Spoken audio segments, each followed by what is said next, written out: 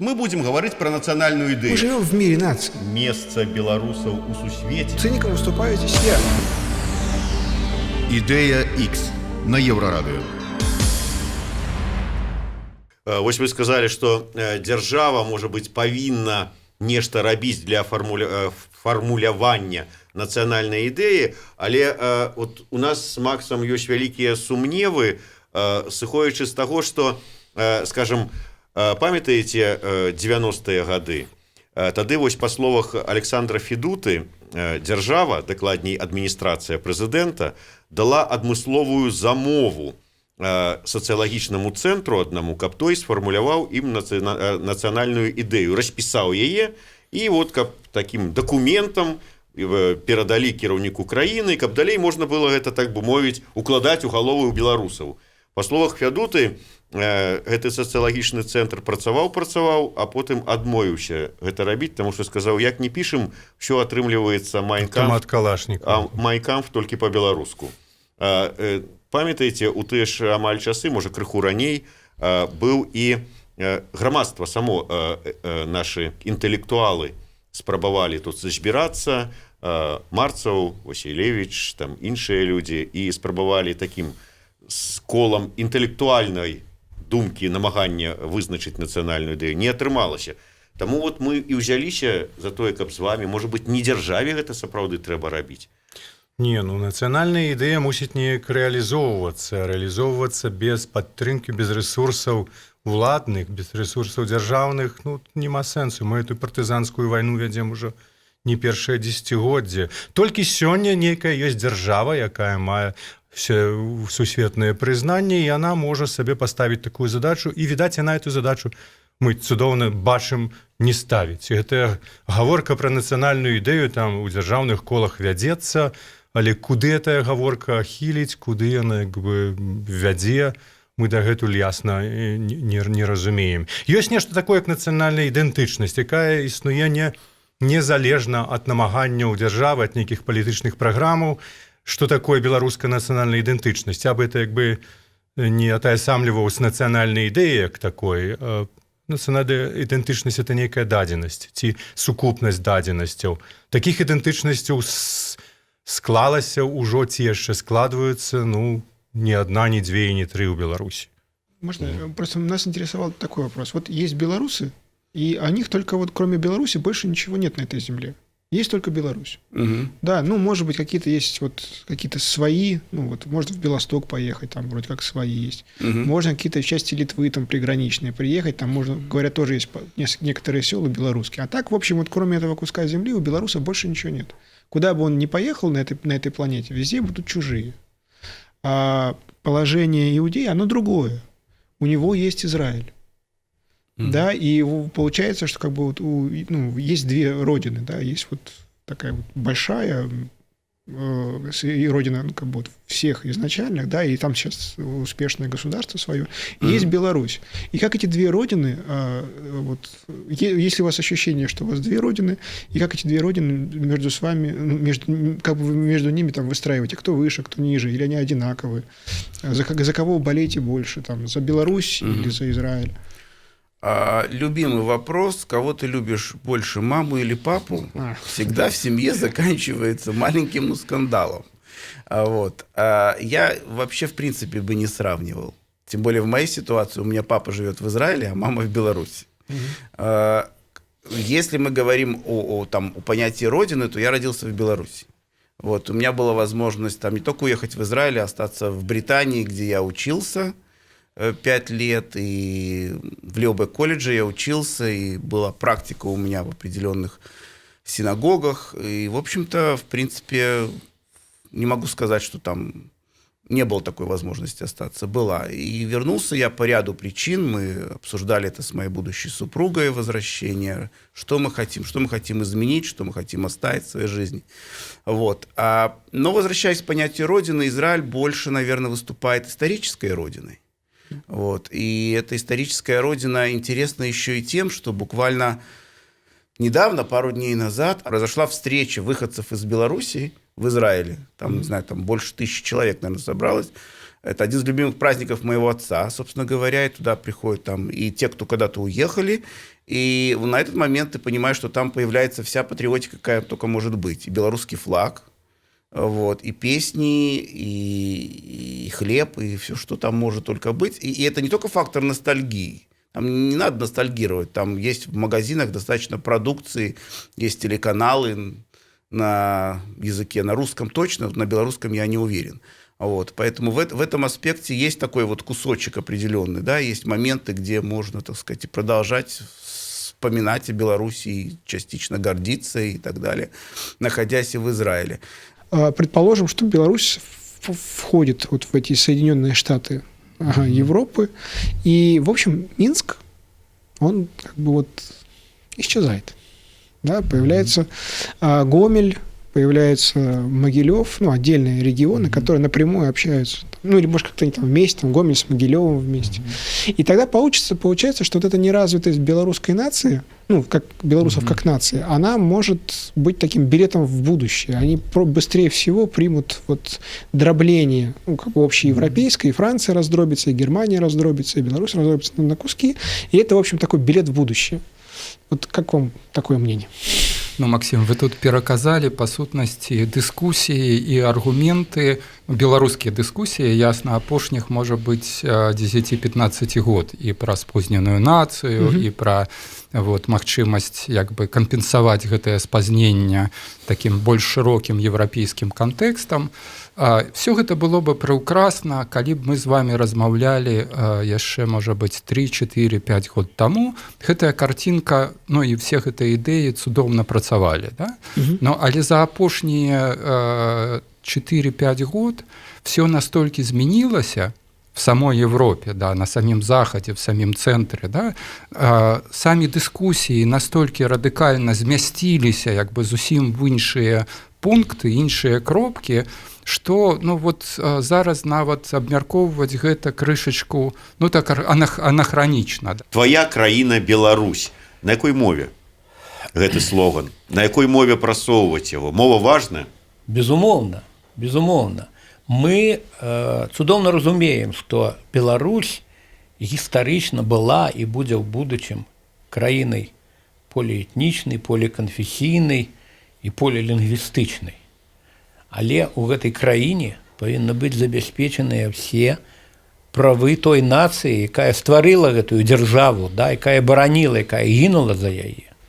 І калі гэтага не будзе, калі гэта будзе нацыянальная ідэя, не можа існаваць без нацыянальнай мовы. Я ў гэтым перакананы. Может быть, так само национальная идея вот это вот содрать с себя знак качества. Беларусь, это же русские со знаком качества, правильно? Так? Я вот думаю, что человек, который придумал эту формулу, что он понимает под этим? Белорусский акцент в своем русском языке, или то, что белорусы более аккуратные, чистые улицы, или то, что у них большая производительность труда, у них лучшие продукты. Ну видать, вот все вот это вот он и понимает под знаком качества. Но нужно содрать с себя этот советский знак качества. Потому что, как мне рассказывал один социолог, я ему верю, средний запас россиянина – это 2500 слов. У белоруса, который русский со знаком качества, меньше 1000. То есть он ведает куда, чего, это самое, ну и что там, по пару. Але мова крайне бедная, вось, дастатковая для того, как читать некие техничные тексты, и все. На этом все скончается. Да, ну я просто тут как бы вот готовюсь к передаче, вот регулярно читаю всякие национальные идеи, и Голландия, она последние лет 400 говорит, что мы лучшие на это, мы пример, на устройство голландского общества, свобода, возможность обсуждать, толерантность к множеству вероисповеданий, да, ну, то есть любая трактовка Иисуса, за исключением отрицающей Иисуса, полностью принимается, да, принималась, да, все вопросы решаются на богословских спорах, а не при помощи ножей и так далее, да, и у голландцев есть ощущение, ну, как бы они говорят, что мы пример для всей планеты. вся планета должна стать как Голландия. Они, с их точки зрения, и Соединенные Штаты Америки — это копирование Голландии, да, потому что как бы отцы-основатели, они как бы вот, для них идеалом общества было голландское. Поэтому быть качественнее всех на свете — это хорошо. Вопрос в том, качественнее ты кого. Да, вот если вы качественнее туркмена, туркмены прекрасные люди, в общем, не знаю кого там, вот как качественнее русского, как бы вот, может, лучше быть качественнее не русского. Да, белорус — это не русские со знаком качества. Точно не имеющий никакого отношения к телевизору. Ты включаешь телевизор, да, и там как бы вот это опять возвращаясь к своей любимой теме, крики, ад, ужас, Израиль, в общем, ужас, что творится, и ты понимаешь, а ты белорус, да, что я вот не это со знаком качества, то есть как бы точно не это, вот не имею к этому никакого отношения. Да, толькі вот як гэта сфармуляваць у якасці нацыянальнай ідэі і больш за тое давесці гэта да ўсіх беларусаў, вось гэта праблема. Праблема вот якую вот я хочу пацікавіцца, фармуляваць ідэю, любую ідэю. Вот хто яе павінен? Яе павінны вот все ж таки вот мы вот сесці.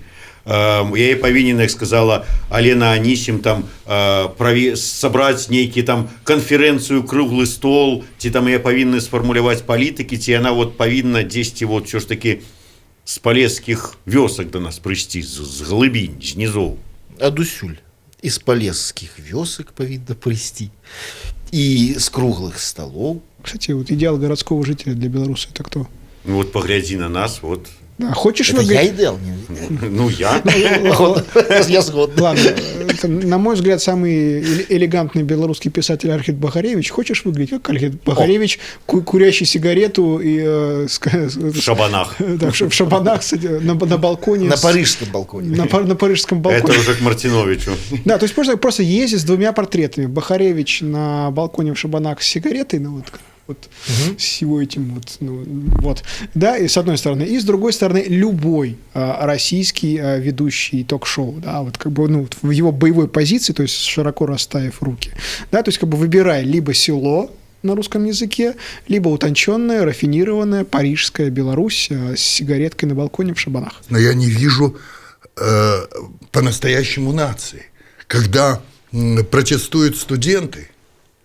Я вижу, как идут мимо предприниматели и посмеиваются. Потом, когда я вижу, как гоняют предпринимателей, я вижу, как студентам наплевать на них. И так далее. Вы понимаете, мы разобщены, мы атомизированы, мы не умеем думать друг о друге, мы не умеем сочувствовать и сопереживать и жить чужими интересами. А те, чьими интересами мы не хотим жить, не живут нашими интересами. И на этом нас вылавливают. На этом нас и поймали. Поэтому мы бессильны. И когда нам говорят, что вот, мол, в Беларуси не существует сильной оппозиции, например, да? Да, ребята, бросьте! В Беларуси нет общества, которое могло бы поддержать свою оппозицию. Вот в чем все дело. Вот в чем главная слабость. У нас своя территория, у нас свои законы, у нас народоўладдзе, вот это галоўнае, што мы падкрэслівалі. Але мы прызнаем сусветнае заканадаўства, якое есть, і наше заканадаўства павінна адпавядаць гэтаму сусветнаму еўрапейскаму заканадаўству. І мы не супраць наших краін, наших суседзяў у першую чаргу. Мы да іх ставімся з вялікай павагай і з вялікім разуменнем, што яны нашы суседзі. Тому што суседзі, як зразумела, не выбіраюць, але што есть, то есть, і мы павінны іх прызнаваць і жыць з імі ў ладзе і згодзе. У нас тут гучалі розныя прапановы на нацыдею, там, скажем, няхай жыве Беларусь вечна.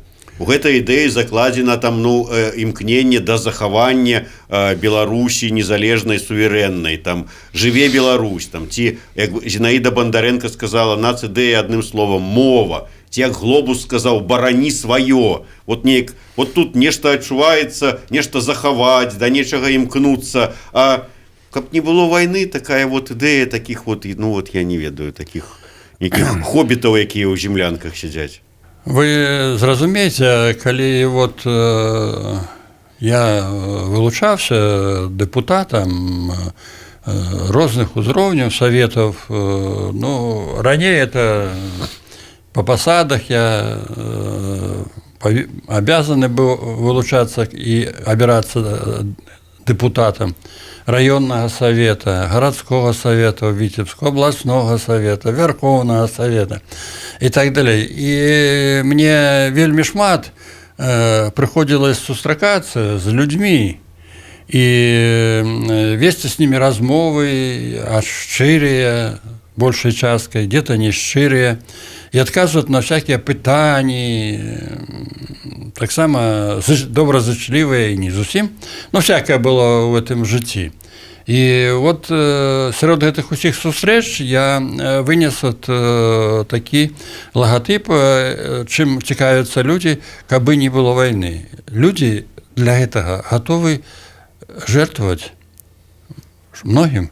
Люди готовы от многого отказаться. Люди готовы много працаваць, упарта працаваць. Люди готовы будовать свою краіну. Ну, сюда ж можно все подвести. И романтизм можно зрабіць, каб не было войны. Вот белорусы, какие они есть сейчас, они идеально адаптированы к этой ситуации. По Беларуси сейчас может прокатиться какая-нибудь очередная волна, неважно, в каком направлении она будет двигаться. С юга на север, с севера на юг, с запада на восток, с востока на запад. И белорусы, вот как они сейчас организованы, да, они вот как раз в этой ситуации и выживут, потому что они к этой ситуации готовы. И в этом смысле вот абсолютно, вот вы сейчас говорите, что белорусы не обращают, студенты не обращают внимания на проблемы бизнесменов, бизнесмены не обращают внимания на проблемы. Все не обращают на проблемы друг друга. Вот в условиях, когда у тебя линия фронта, за линией фронта, и как бы вот постоянно какие-то военные отряды бегают, да, может быть, вот это и есть стратегия выживания, да, и вот давайте завершу свой спич. Вот есть два города, есть Варшава и есть Прага. Варшава была полностью снесена, да, просто вот до основания. Ее потом восстанавливали. Большое количество жителей Варшавы, там, варшавяки, да, они были убиты практически. Да, и все почему? Потому что Варшава, вот она отвечала вашим представлениям об обществе. Да, жители Варшавы сплотились, да, они выставили против немцев боевые отряды, они сражались, героически сражались. Многие из них погибли, и город был разрушен. Да, это вот один вариант поведения себя в ситуации, когда вот воюют гигантские армии друг с другом. И другой вариант Прага. Прага как была вот, Прагой, так она и осталась. Она не была разрушена. Там бегали спочатку немцы, потом русские, чехи сидели у бара и пили пиво. Вот, то есть Беларусь это такой вариант Чеха. Да, то есть как бы не нужно особо напрягаться. Вот когда такие гигантские армии сходятся друг с другом, нам, небольшим районом, да, а чехов и белорусов их примерно одинаково по количеству, да, нам нужно сидеть и ждать, пока они друг друга поубивают. Все. Вот а дальше, и это и есть национальная идея, я выпучу глаза, открою рот, но я ничего не сделаю. Да, и это и есть национальная идея. Я буду вот молчать. Так она такая и есть, да, вот на данный момент она такая, мне кажется, и есть. И плюс еще тут болото подмешивается, что легкая заторможенность такая. То есть если там где-то что-то, ну, кто-то пытается там технологии, там еще, ну, как бы вот неважно там. Тут, конечно, денег нету, там, по какие технологии, там, то есть все, но, по крайней мере, пытаются. Вот. То здесь особо и не пытаются. А что можно заработать вот с такой национальной идеей? Можно выжить? Ну, выжить-то, может быть, и можно, а жить далее нормально?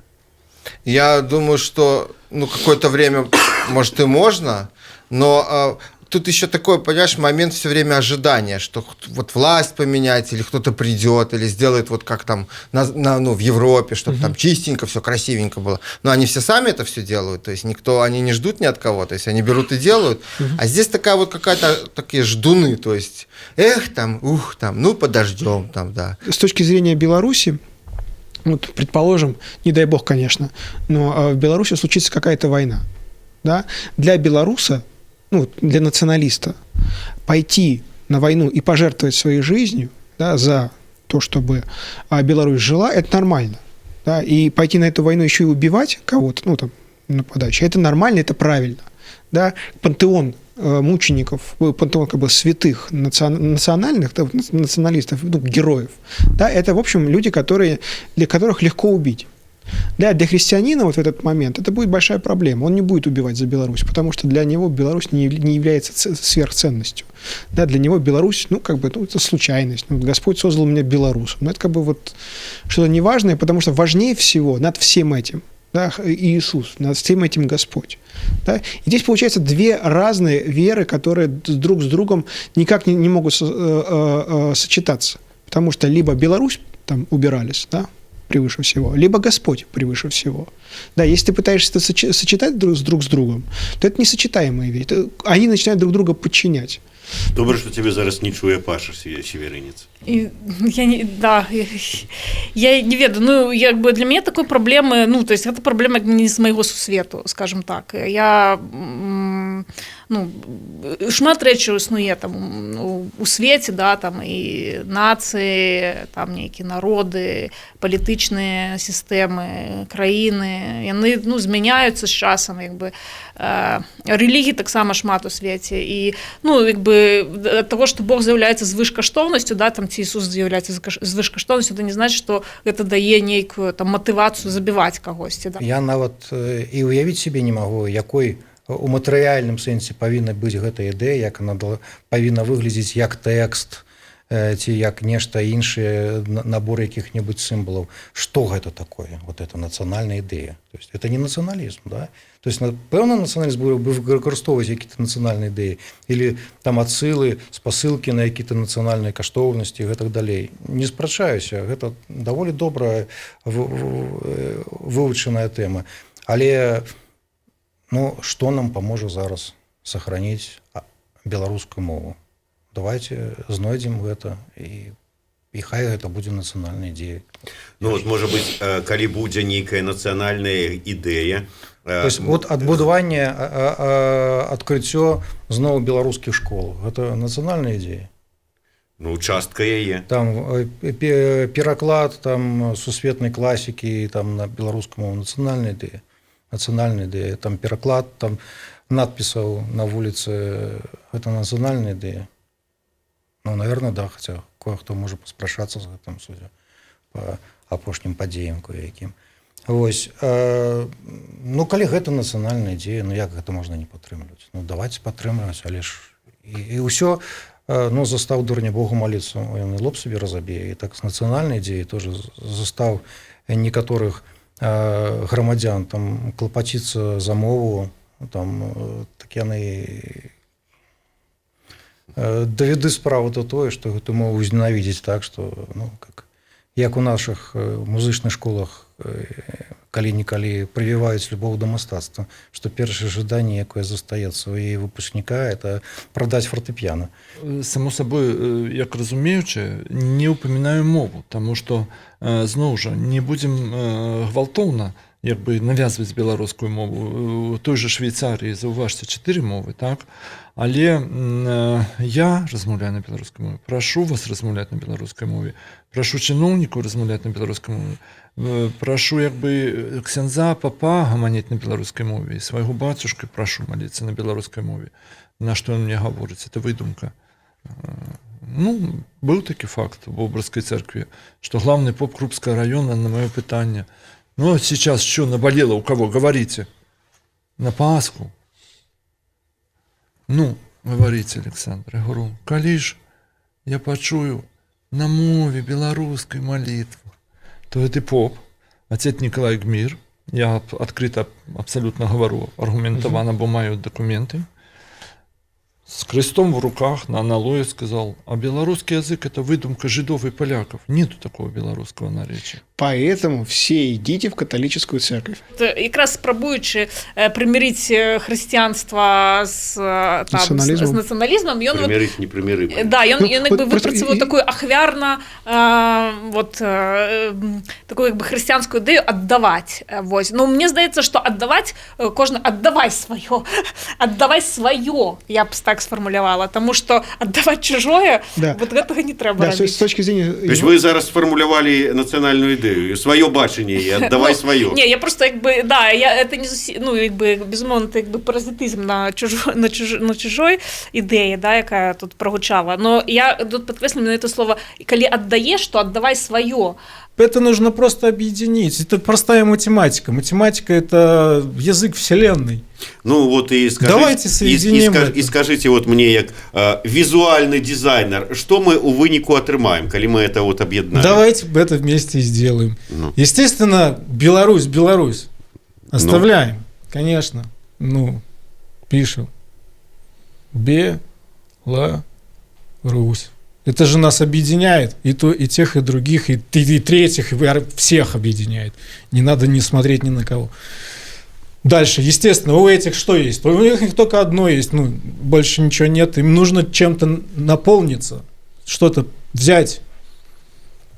Пишем «Живи». И что мы в середину вставляем? Естественно, мы убираем силу. Какая сила? Мы уже мы уже который год здесь, мы почему... вот эти события я сейчас читаю про Бабича, мне же прям смешно. О чем вообще речь? Вот эти разговоры с того 2014 года, про Украина, Крым и прочие вопросы. Мы уже себя показали в этом плане, кто мы. Мы все, нас и ту группу, и эту, и 5-ю, и 10-ю группу объединяет вот этот вот, как мы относимся к этому вопросу. Всех объединяет.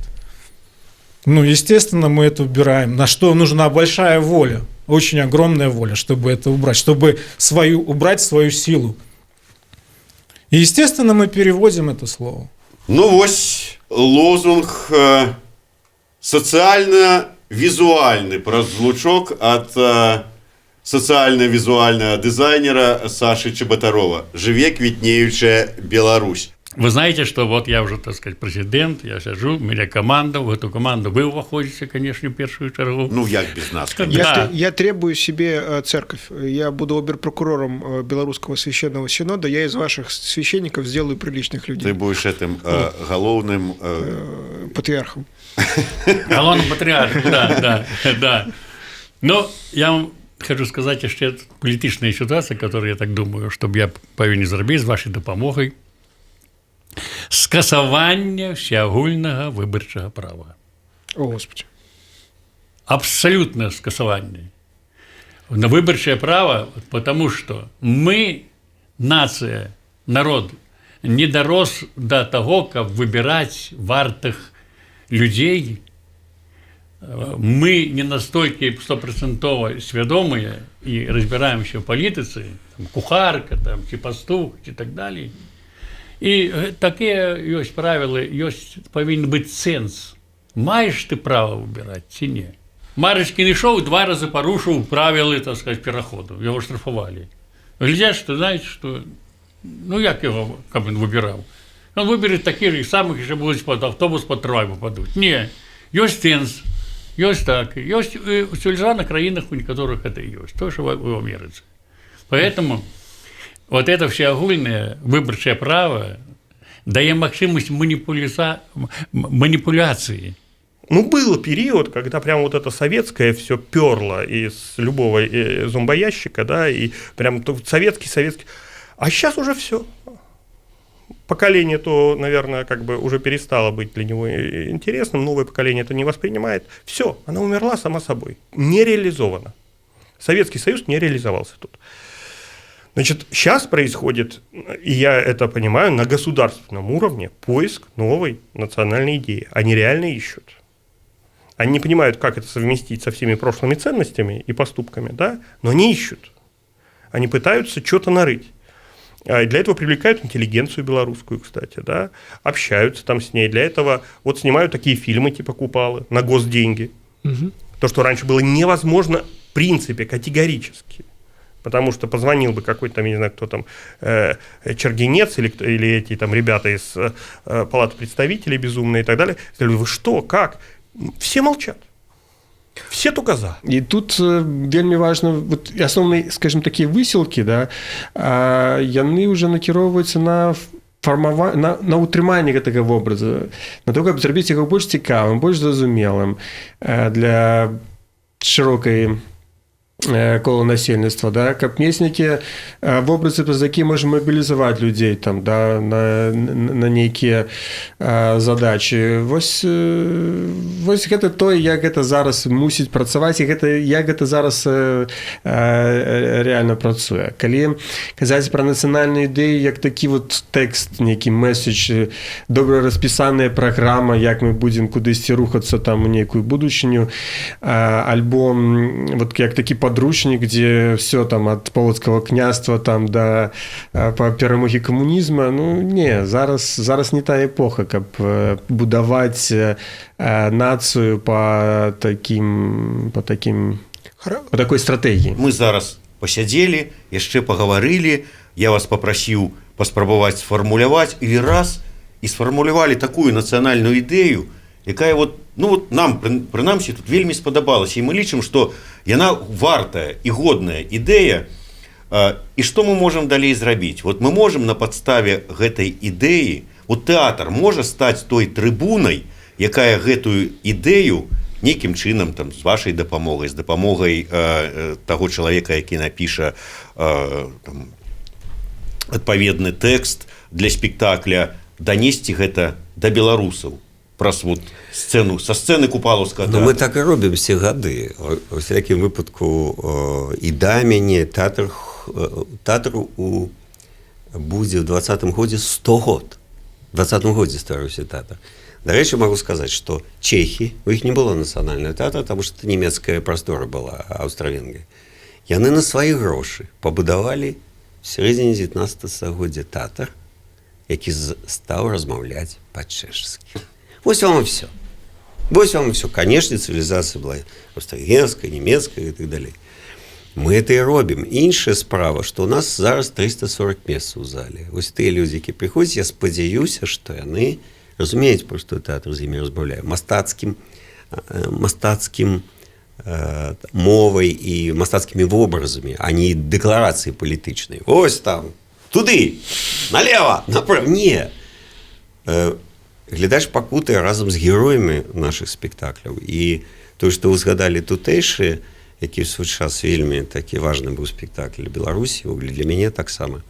Это было вельмі цікава, таму што там галоўны герой не настаўнік-здольнік, за што мяне білі ў тыя часы, які такі резанёр у тэатры амплуаць. Он ходзіць і скажа, ось, а маленькі чалавек, які прыстасоўваецца да палякаў, да расійскай імперіі, да бальшавікоў, да немцаў. Ён прыстасоўваецца, каб выжыць. І мне его вельмі шкада. Тут можна казаць, што гэта такія ўсеагульныя праблемы, гэтак далей, што там адукацыя, гэтак далей. Але, вось это адчуванне свайго месца ў гэтым свеце, яно вельмі важна. І тэхнічна нават важна, якім кавалку зямлі ты знаходзішся. Калі я пераязджаю мяжу, мне заўсёды цікава ў іншых краінах, але я не ведаю, што гэта адбываецца, але это просто адчуванне, спакойнае адчуванне, што ты дома. Вось, што ты, дома, і гэта расслабленне. Это такое прыватнае адчуванне маё. А каб такое адчуванне з'явілася, вот што неабходна? Нешта павінна здарыцца, ці вот якое месца ў гэтым разуменні там павінна быць, я не знаю, ці ёсць у гэтым месцы, залежыць ад гэтага, там, скажем, вот мова, там, традыцыі, гісторыя. Вот я павінен, вот сядзіць айцішнік які-небудзь, і вот мы ему тут давялі сваімі праграмамі, што трэба браць адказнасць за сваю зямлю, трэба станавіцца нармальным беларусам, і сеў і думае, так, дык што, з чаго мне пачаць? Мову вывучыць, на вёску паехаць, казу завесці, ці што мне зрабіць? Напэўна, кніжак пару пачытаць, літаратура, мова, безумоўна, культура. Мне падаецца, што адукацыя, пачынаючы з дзіцячага садка, напрыклад, я зараз не магу нідзе знайсці для сваёй дачкі беларускамоўны садок, паблізу свайго дома, это проста нерэальна, немагчыма і так далей. Зразумець, што вось гэтыя дзядзькі і помнікі, якіх стаяць у Мінску, такія бронзавыя, да, яны не такія страшныя, і у іх творчасці таксама было нешта, што яны хацелі сказаць гэтаму свету і вам таксама, тым, хто жыве на гэтай тэрыторыі. То ж бы як у школе прадстаўляюць гэтых бранзавелых купалаў Коласа, там з іх астатніх, што все не хочуць проста гэта чытаць, таму што гэта так перадаецца як нешта нуднае, сумнае і гэтак далей. Пачаць з кніжак, а самае галоўнае гэта зразумець ідэю, вось пра што наша, здаецца, праграма. Так? Вось гэта зерне ідэі, яно павінна адкульсьці з'явіцца, чымсьці натхняльным быць, ці гэта будзе пастаноўка ў тэатры, ці гэта будзе своеасаблівая кніжка, ці гэта будзе сябар, які сказаў табе там пра нешта. Так? Вось. Ну і зразумець, што, скажем, наша гісторыя, яна не сёння пачалася, не заўтра скончыцца, і не 100 гадоў таму пачалася.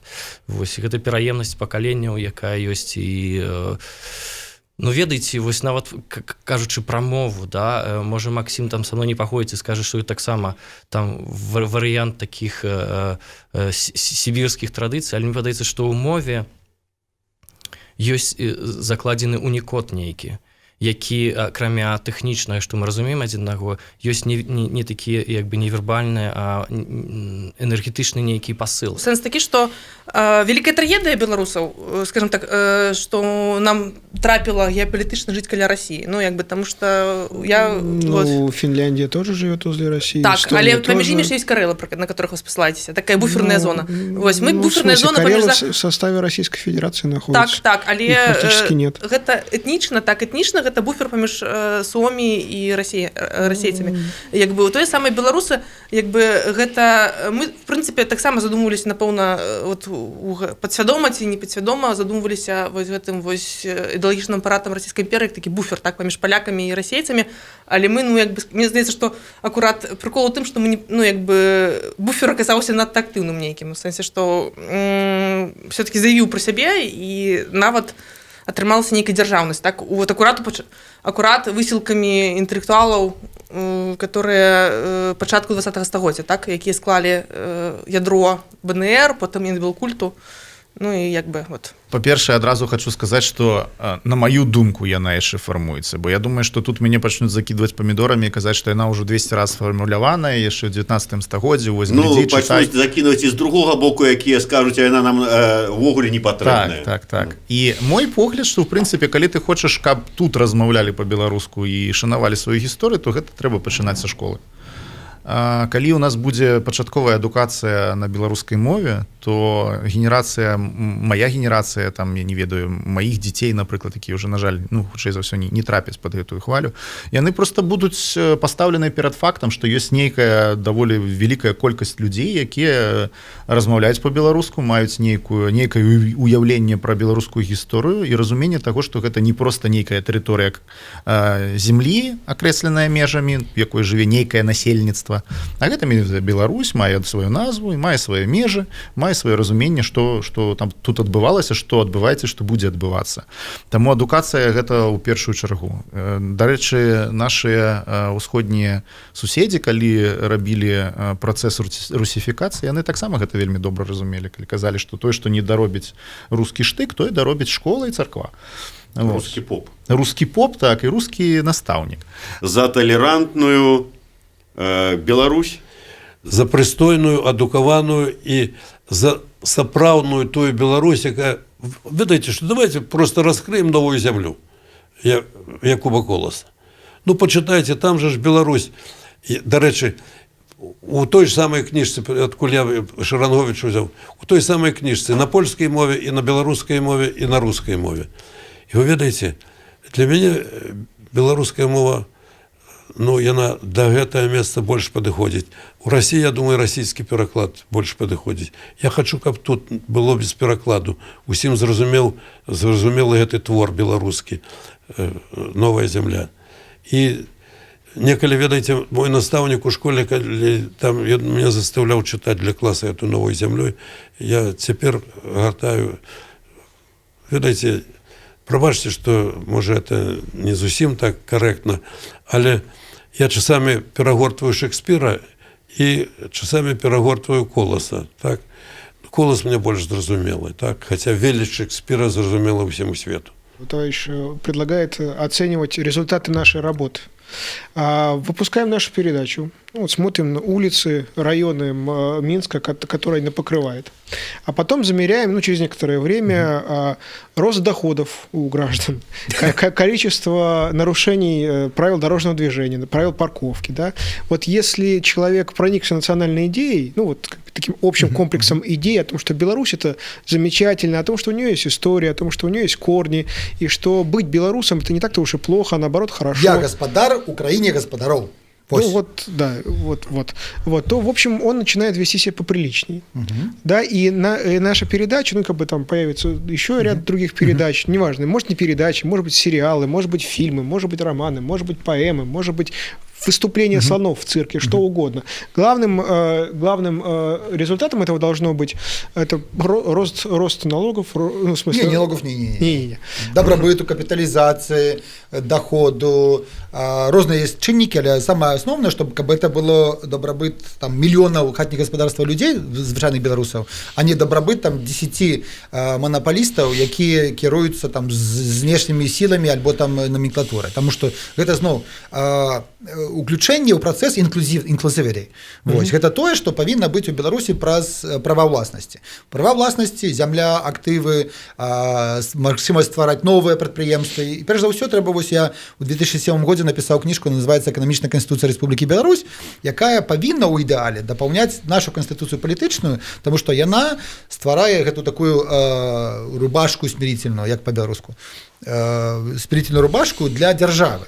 З пункту гледжання выдаткаў, магчымы паталок, інфляцыі, дзяржаўнага доўгу. І калі гэта будзе, потому што асноўная тэрмінатар дабрабыту людзей і вообще нацыянальнай краіны гэта дзяржава, гэта чыноўнікі, гэта, я кажу, і распараджальнікі чужого. Калі мы іх абмяжуем канстытуцыяй эканамічнай, тады, я думаю, шанец на тое, каб гэта рэалізацыя маёй гэтай ідэі Беларусь 1% сусветнага ВВП, яна будзе значна больш прывабнай і рэалістычнай. Калі з'явіліся мы, наше пакаленне, яны нам паціху перадавалі сам выдавецкую літаратуру, знойдзеныя на гарышчах заходнебеларускія кнігі і часопісы. Это все ў нас было. І я, як і ўсе мае сябры, начамі з фотапавелічальнікам, чырвонае святло фотапавелічальніка друкавалі, фотаспосабам копіі гэтых выданняў. Такая місія была. І, напэўна, яны думалі, што мы пяроймем іхную этую закрытую модель захавальнікаў праўды. Падпольшчыкі. Так, а мы обнаглели до того, что мы это все рабілі. Мы захоўвалі праўду, але пры гэтым неяк стыхійна мы выйшлі на вуліцу.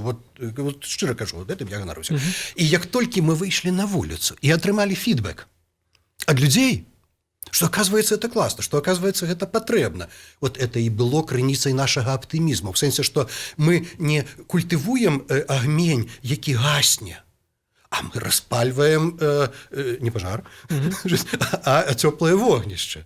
Дарэчы, калі мы говорили про нацыянальную кватэру... Вот краіна, дастаткова размаўляць на сваёй мове, і ты фашыст. Класна. В Італіі па-італьянскі, гэта радзіма фашызму, там можа быць. А дзе-небудзь у Китаі, напрыклад. Ты па-кітайску размаўляеш, мільярд размаўляе, усе фашысты. Гэта ж толькі ў гэтай краіне можа быць. Гэта такая абсурдная сітуацыя, што у мяне з пачуццём гумара ўсё нармальна. Я раней шмат карикатур маляваў, але проста, я ўжо, хлопцы, не ведаю. Што зрабіць, якую песню спець, каб усе запляскалі ў далоні, крикнули: «Ой, гэта наш». Ой-ой-ой. Так, а вы так сейчас сказали, а нет ощущения, что вы к этим людям, которые где-то на половинке между поляками и белорусами, или на половинке между белорусами и русскими, в общем, они как-то не очень хорошие? Да, не, нормальные все. Людей же дрэнных не бывает. Перед гэтым ён сказал, что людей-то я асабліва і не люблю. Гэта я маю на гэта права, але ж дрэнных людзей не бывае. Все ж люди добрыя. Як казаў Ешуа, правильно? Так да. Добрыя людзі. Але што будзе з класнымі рускімі? Я ж кажу, в Москве ўжо рускіх засталося 31%. В общем... Калі далей такое будзе, вы атрымаеце эфект Косова. Запрасілі бедных албанцаў. Албанцы мелі ў сям'і па 10, у сербаў 2, і ў выніку няма этнічнай ацэнты Сербіі. Косово это ж гонор. Опять же, недавно Владимир Владимирович сказал, но это уж как бы было сказано чуть года полтора назад, о том, что российское православие, московское православие, на самом деле оно ближе к исламу, чем к католичеству. И он мае полную рацию, з ім 100% згодны. Дарэчы, ёсць некаторыя даследаванні, кажуць, што ў 16 стагоддзі навогул папы чуть ли не ў чамах хадзілі. І нічога дзіўнага няма. Таму што расійская дзяржава – это нашчадак Залатой Орды. А Залатая Орда – это іслам. З 14 стагоддзя яны прынялі іслам. І потым іслам вельмі ўмацаваўся ў часлы Івана IV, калі ён захапіў аж 3 ханства: казанскае, астраханскае, і сібірскае. А потым яшчэ сярэднюю Азію забралі. Конечно, уплыў мусульманства на Расію заўжды быў вялікі, а зараз тым больш. Самі запрашаюць, прыязджайце к нам в Москву и кіруйце нами. То есть это нагадывает историю про варягов. Ну, то есть к тому, что ваш тезис о том, что русские оказываются в меньшинстве, ну, русские, судя по тому, что сказал Владимир Владимирович, они, в общем-то, не сильно и чужды всяким этим восточным ценностям. И, в общем, и чпачмак кушать, и самсу, и элеш гораздо приятнее, чем ваши вот несчастные эти цепелины или чего-то. Ну, цепелины – это литовское, это не наше. Драники. Так, я памятаю, калі такія спракаветныя часы, калі вывозілі розных музыкантаў сюды з Москвы. І мы грэшым і пасля аднаго канцэрту мы з імі сядзелі в інтэрнаце адным і адпачывалі. І яны такія сядзяць і говорят: ай, а вы быў Ельцин тады, а у нас Шушкевич. Яны говорят: ну, у вас же профессор. Яны гавораць нармальна. І так, ай, у нас этот, ай, всё. Ну, вот. Тады была такая годнасць нацыянальная, ну да. У нас профессор. Так, а король так зусім класс. Ну, вот великий князь, ну король. Хорошо бы еще, чтобы король ездил по Минску в карете. Карета, и их императорское высочество мягко машет ручкой. И все видят, вот в карете поехала наша национальная идея. Но карета будет тесловская. Ну, давайте как у приличных монархов принято, она будет настоящая карета. Найдем где-нибудь радзивилловскую карету, золото на нее побольше, чтобы сияло. Вот она там по проспекту едет. Красиво же, господи. Классно. Гэта, конечно, все добра, але... А ў рэгіёны ён будзе прыязджаць? Безусловно, на карете. На карете. Дороги ж добрые уже. На карете долго он будет ехать. Кстати, как в агрогородке, агрогородок встречает нашего короля. Въезжает король, белые лошади, ливреи. А ён на карету перасядает не здесь, в лесе побач там с этой вёской. Ну да. И это просто... Вот она приехала, национальная идея. Ее можно руками потрогать. Так. Она хорошо пахнет дорогими духами, она машет тебе ручкой. И он витается с живелахом. Да. Здрасте, мои крестьяне. Хорошо ли вам тут? Все на перабой кажут: выдатно, дякую. Ваша великость. Ваша великость, вашими молитвами. А начальство мое здесь, как оно себя ведет? Ой, тут можно поскардиться. Ну вот и все. На агронома. И тогда полечать голову в этом колгасе. Одразу бачно, что вот сын пісьменніка тут прорываецца, пачаў уже нешта пісаць, нейкі такі твор. Гэта філосаф, з яго што яго ўзяць. А вот да... Уже як у сталкеру Тарковского, это філосаф доморощенный. Ідея X на Єврорадіо.